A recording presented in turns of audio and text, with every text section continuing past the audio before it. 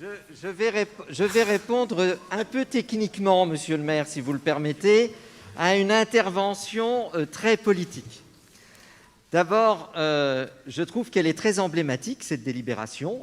C'est un peu le hasard, mais elle est quand même très emblématique, puisque nous avons d'une part un prix Coltès qui est là pour favoriser la création, la jeune création contemporaine, c'est-à-dire des gens qui écrivent aujourd'hui du théâtre contemporain, qui vont pouvoir venir à Metz de toute la France, voire des pays francophones, qui vont élaborer des textes qui vont être jugés par des spécialistes, pas par les politiques, parce que ça nous distingue aussi, mais par un réseau de spécialistes, et à l'issue desquels ils vont avoir leur pièce qui non seulement sera jouée, mais ils auront un prix. Donc on est dans la création, c'est ce que j'expliquais tout à l'heure. Mais alors là où ça me surprend, dans une contradiction extraordinaire, c'est que les 2000 € concernent le patrimoine et la transmission du patrimoine.